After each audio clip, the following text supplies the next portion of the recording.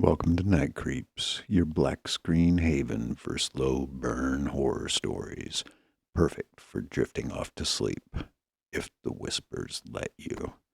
Tonight's tale is titled The Key Beneath War Eagle, a chilling account from the dusty pages of 1885 Silver City, Idaho Territory, penned in secret by old Zeke Harlan, a weathered cowboy turned silver miner.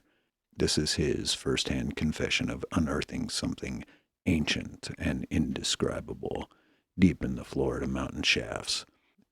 What starts as a glimmer of fortune spirals into murder, pursuit by an otherworldly force, the death of a good sheriff, and a desperate escape with his wife Clara, all while the town brands them outlaws with a bounty on their head. Dim the lights, slip under the covers, plug in the headphones, and let the creak of the old timbers and the hum of the unknown pull you under. If this frontier nightmare chills you just right, hit that like button and keep the shadows fed. And subscribe to Night Creeps for more immersive black screen horrors designed to lull you into uneasy dreams. Thank you for listening to our tale. Sleep well, or don't. The hills are listening. The story begins now.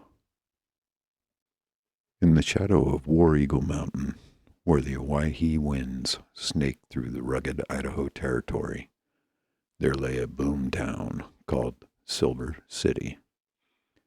It was the year of our Lord 1885, and I, Ezekiel Harlan, folks call me Zeke, was pushing 50, with a back bent from years of riding herd on cattle drives from Texas up to the Montana plains, dodging Comanche arrows and stampedes that could crush a man flat. But the silver fever had gripped me tight, same as it did most men who drifted into these parts. I staked my claim on a vein in Florida mountain, not far from the poor man mine that had made fortunes for luckier souls back in '65, when the first big strikes hit and turned this forsaken scrubland into a hive of ambition. Silver City was bustling then, with nigh on 2,500 souls calling it home. Miners like me, rough and ready, hailing from all corners. Irish lads fresh off the boat with their brogues and brawn, working the shafts with songs of old country. Chinamen in their pigtails and conical hats, sluicing the placers along the Jordan Creek with quiet diligence, though the whites often chased 'em off with fists and threats. Mexicans swinging picks in deep tunnels, sharing tales of revolution south of the border, and a smattering of Germans running the assay offices. With their precise scales and thick accents, we had 75 businesses or thereabouts. Saloons like the Idaho Hotel, where a man could wet his whistle with rock gut whiskey for a nickel, gambling away his poke on poker. General stores stocking beans, black powder, and Levi breeches. A couple of old hurdy-gurdy houses with dance-hall gals twirling skirts for $1 a whirl, their laughter masking the loneliness of the frontier. And even a newspaper, the Owyhee Avalanche, printing tales of strikes, shootouts, and the occasional hanging from the gallows on the hill. The nearest proper city was Boise, some 37 miles northeast as the crow flies, but a hard 2-day ride over treacherous trails through sagebrush flats and sheer canyons that could swallow a wagon whole. Folks traveled by stagecoach from the Wells Fargo line, bouncing over ruts and praying against axle breaks or holdups. Ruby City had been the first camp, founded back in '63 when Michael Jordan and his party struck the first silver lodes in these hills. But Silver City swallowed it up quick, becoming the county seat of Owyhee in '66, after a bitter rivalry that near came to blows. Folks came for the riches. Over 250 mines dotted these hills by '65. pulling out 60 million in silver and gold before the veins started playing out in the 80s, leaving ghost claims and broken dreams. But Lord, the dangers we faced. The mountains were merciless. Winters dumped snowdrifts 10 feet deep, burying men in avalanches that roared down like Judgment Day or freezing them solid in their tar paper shacks, their bodies found come spring thaw. Summer brought flash floods roaring down the gulches, washing away claims, drowning mules, and leaving bloated corpses in the mud. Mining itself was a devil's bargain. Cave-ins crushing limbs in the dark tunnels, some stretching 70 miles honeycomb-like under the earth, where a fella could get lost forever, black lung from the silica dust that choked your breath like invisible chains, blasts gone wrong with dynamite blowing fellers to kingdom come, scattering bits of bone across the adit. And the people? Not all were honest. Outlaws prowled the stage roads from Boise, robbing payroll wagons laden with silver bars. Fellows like the notorious diamond-filled Jack who shot a man over a sheep dispute. Rivalries over claims turned bloody. Knife fights in the saloon over a spilled drink. Shootouts at dawn with six-shooters drawn in the dusty streets. Even the Bannock and Shoshone Indians who roamed these lands long afore us whites encroached rose up in 78 during the Bannock War, raiding settlements and making every shadow in the sage suspect, their arrows silent as death. 'Twas a hard life, where a man aged quick, but the silver called with its serene gleam, and we answered, fools that we were. Clara was light in the darkness. She come west with me from Missouri after a war between the states. A sturdy woman of 38 with hair like spun gold and hands calloused from washing miners' linen and mending shirts to earn extra culling in our lean times. We had a small cabin on Jordan Street with a potbelly stove that belched smoke on windy days. A quilt she'd sewn from scraps of calico and wool, and a few chickens scratching in the yard for eggs. No young'uns, sadly. The trail life had been too rough, with miscarriages along the dusty wagon roads. But she was my anchor, humming hymns from her Methodist upbringing as she baked cornbread or mended socks. Sheriff Amos Tate kept order as best he could, a tall drink of water with a mustache like a broom and a Colt always at his hip, the hammer worn from years of drawn quick. He'd been a Union man in the war, fighting at Gettysburg afore heading west, then a law dog in Virginia City during the Mountain Gold Rush, chasing road agents and vigilantes. Tate was fair, but the town tested him sore, with brawls spilling from saloons and claim disputes that ended in the undertaker's parlor. It all commenced on a crisp October morn, when the aspen leaves were turning gold on the slope, and the first frost bit the air like a coyote's nip. I'd risen afore dawn, as was my wont, kissing Clara goodbye as she stirred the porridge over the stove, the scent of wood smoke and oats filling the cabin. "Mind the shaft today, Zeke," she said, her voice soft with worry, lines creasing her forehead from years of fretting over me. "Heard tell of another cave-in at the Trade Dollar yesterday.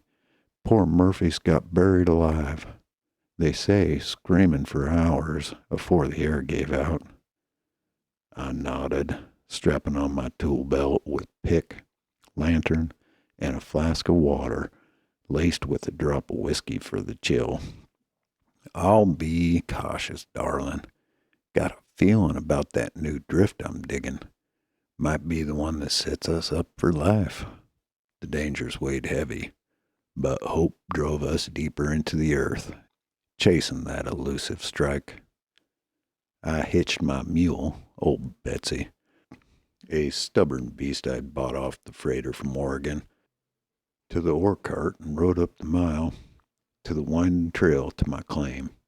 A narrow adit I'd named Lucky Strike after a poker hand that once saved my hide in Dodge City saloon. The entrance was shored with pine timbers, creaking under the mountain's immense weight, and the air inside grew dank and cold as I descended, my boots crunching on loose gravel. By lamplight, the flame dancing in the carbide lantern, I chipped away at the quartz vein, the pick ringing like a church bell in the gloom, echoes bouncing off the walls. Sweat poured down my brow, mixing with the dust that choked the air and stung in my eyes. Hours passed, nothing but fool's gold glinting, mockingly, and barren rock that mocked my labors. But then, round noon, as the sun would be high outside, my pick struck something queer. Not ore, no, sir. A hollow thunk, like hitting a buried chest in some pirate yarn. I scraped away the dirt and debris with my hands, heart pounding fierce in my chest.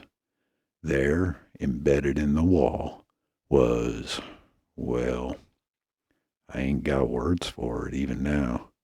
'Twas a sphere, about the size of a cannonball, smooth as glass, but shifting colors like oil on water, blue to green to sickly purple that made my stomach turn.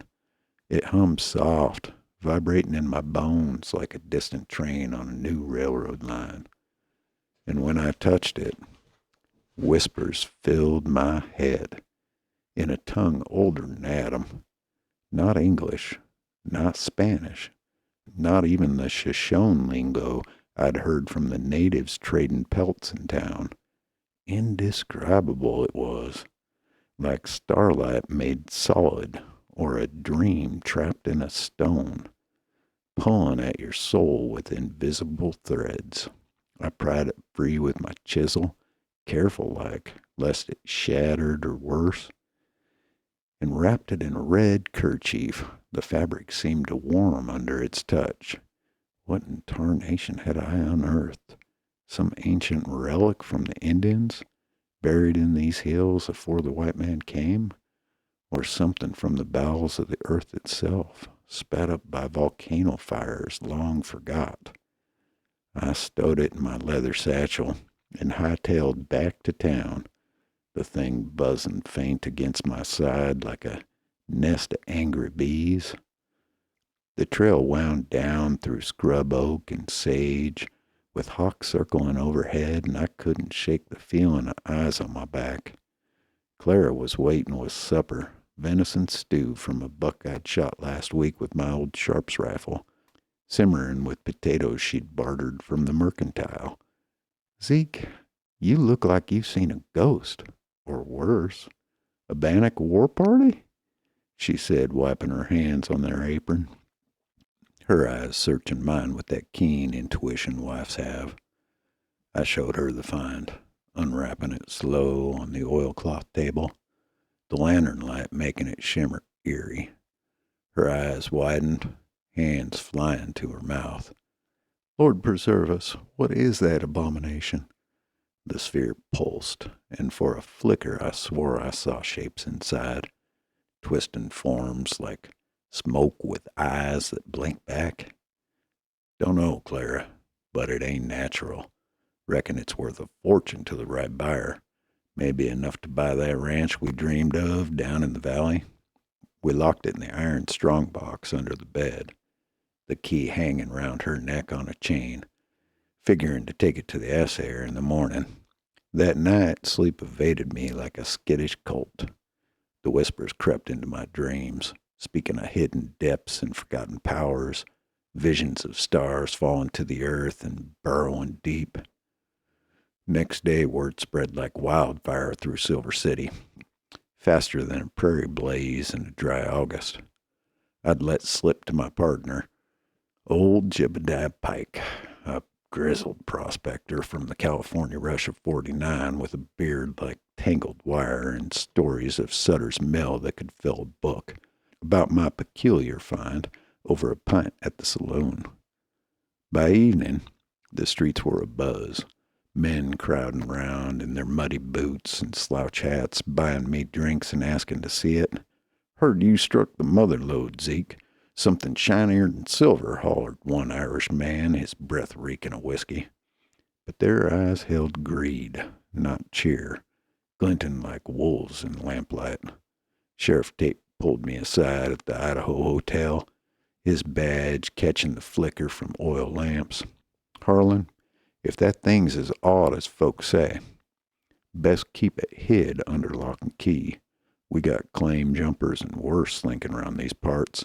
Fellas who'd cut a throat for a nugget. Remember that shooting last month over at the Blackjack mine? Poor sod got plugged for less than a day's wages. I nodded, but unease gnawed at me like a rat on a hardtack. Clara fretted too, pacing the cabin floor. Something about it chills my blood, Zeke, like it's watching us, waiting. That night the cascade began. A knock at the door, harsh, insistent, echoing through the thin walls. I grabbed my Winchester lever action, peering through the cracks in the shutters. A stranger stood there, cloaked in shadow, face hid under a wide brim hat that cast his features in black. "Harlan," he rasped. Voice like gravel grinding under boots, with an accent I couldn't place. Not Yankee, not Southern. "I hear you found something special. Name your price and make it quick." The sphere hummed louder from the box as if answering him, vibrating the floorboards. "Ain't for sale," I said, cocking the rifle with a click that cut the night. He laughed low, unnatural, a sound that raised the hairs on my neck. "It ain't yours to keep, miner. It'll claim you." He melted into the night before I could realize what was happening, leaving only boot prints that faded unnatural quick in the dust.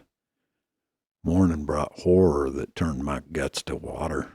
Jed Pike was found dead in his shack on Ruby Street, throat slit ear to ear, eyes wide in terror, as if staring at the devil himself. Blood soaking in the dirt floor. No robbery, just the carnage and strange burn mark on his chest, like a handprint seared in. The skin blistered back. Folks gathered round, muttering prayers and curses. Sheriff Tate rode out on his bay gelding, questioning folks with his notebook in hand. "Looks like a professional job, clean as a barber's razor," he muttered, chewing his tobacco and spitting brown juice. "But who? Pike owed gambling debts from the faro tables, but nothing worth murder this grizzly." I kept mum about the stranger, but guilt ate at me like acid. Had my loose tongue doomed my friend? Clara clung to me that evening, her hands trembling. "Zeke, get rid of that old cursed thing. Bury it back where you found it, deep in the earth."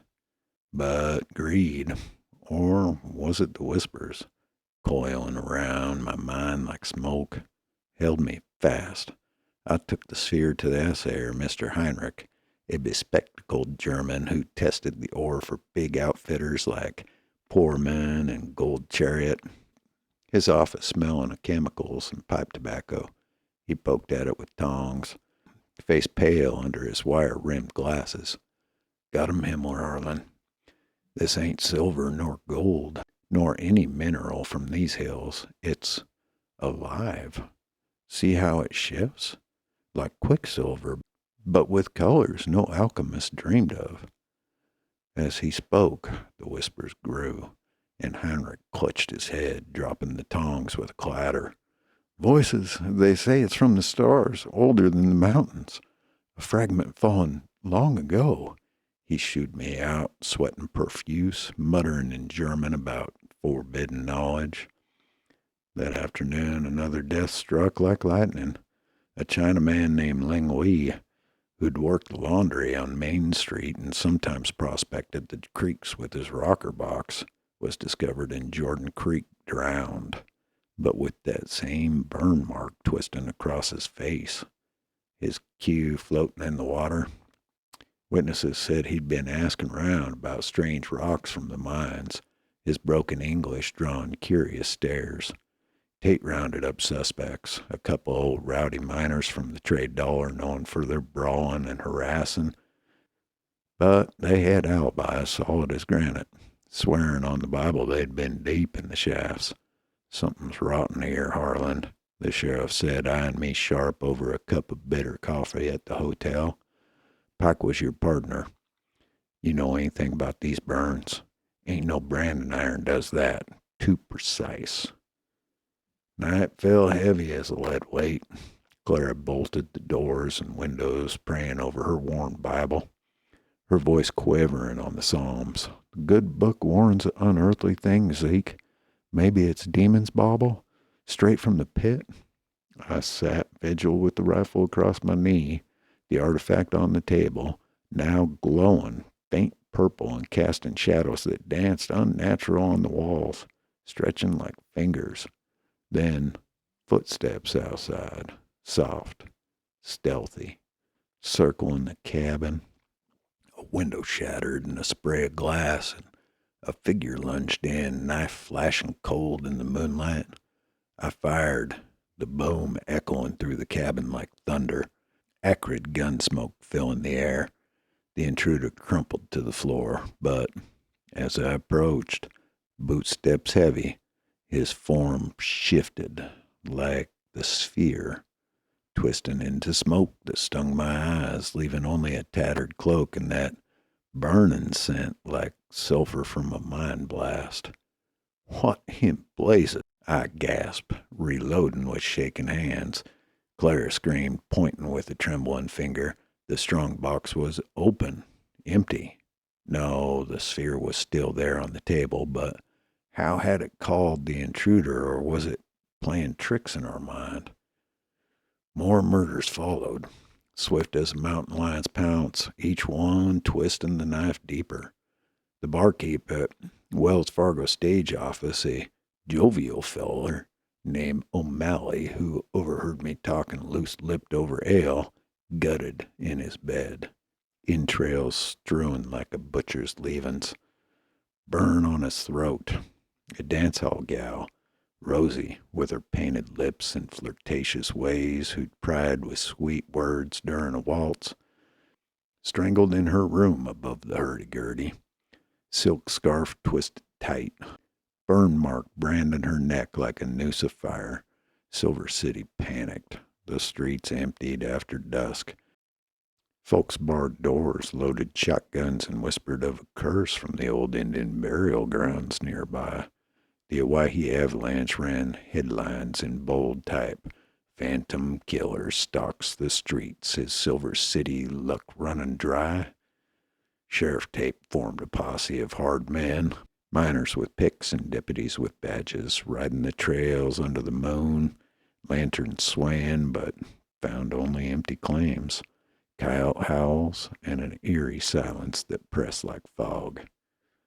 I confessed to Tate at last, riding to his office with the sphere wrapped tight, the weight pulling at my soul. "Harlan, you fool. This started with your digging," he growled, slamming his fist on the desk. "What is it, man? Spill it." I told of the whispers, the indescribable nature, the way it seemed to pulse with life. "Something wants it back, Sheriff. Something not of this world. Maybe a spirit from the stars or a guardian of the deep earth." He scoffed at first. "Superstition, like them Bannock tales of thunder being in the hills or Shoshone legends of shapeshifters." But when he touched it, he recoiled as if burned, face draining a color. "Lord, it's speaking. Says it's a key to what? Gates long sealed? We hid it in the jail's iron safe, bolted thick, figuring the bars and locks might hold whatever pursued, while Tate wired Boise for more lawmen. But the cascade swelled like a flood in spring. That night the jail was attacked with a fury. Screams rent the air.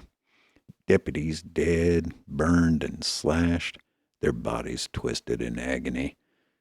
Tate fought like a lion, his Colt blazing, but the thing, that shifting horror, it got him. I arrived too late, drawn by gunfire, finding him slumped against the wall, chest scorched black, eyes staring blank. Harlan, the key, bury it, he gasped with his last breath. The sphere was gone. No, wait, it lay there on the floor, mocking us still. Clara met me at the door, her face pale as ash. Zeke, the town's turning. They'll blame you for this. We saddled horses at dawn, the town in uproar, population dwindling as folks packed wagons and fled the curse, leaving saloons shuttered and mines idle. But on the trail winding through the canyons with dust kicking up under our hooves, it ambushed. A shape burst from the rocks, tall, elongated, whispering in that alien tongue that chilled the blood.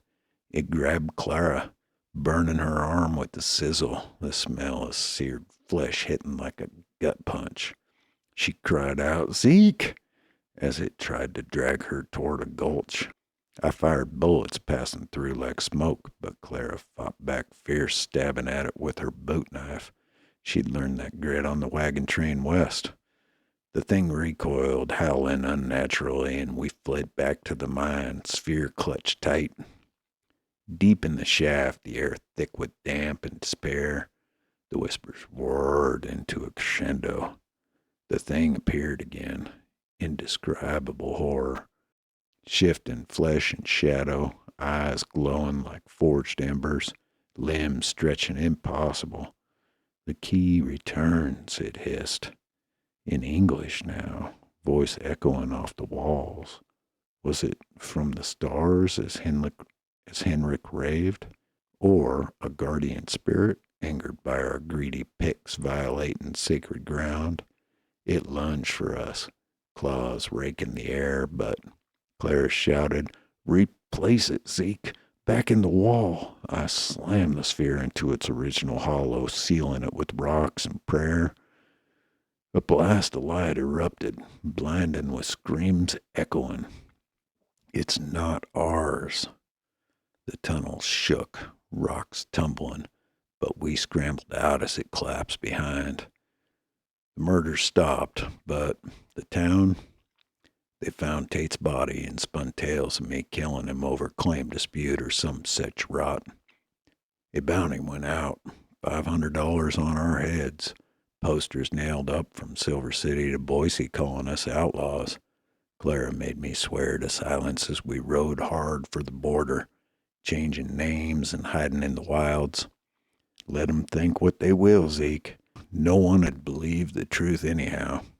We escaped, living quiet in Oregon Territory, but I couldn't die knowing folks thought I'd plugged the sheriff. A good man, fair as they come. So I'm writing this account, hiding it where it might be found someday, to clear my name, even if no one credits the story of that cursed orb. When somebody inevitably finds it again, digging deeper in them hills, folks will realize our innocence, that is, if anyone survives the finding. Lord help 'em if they don't.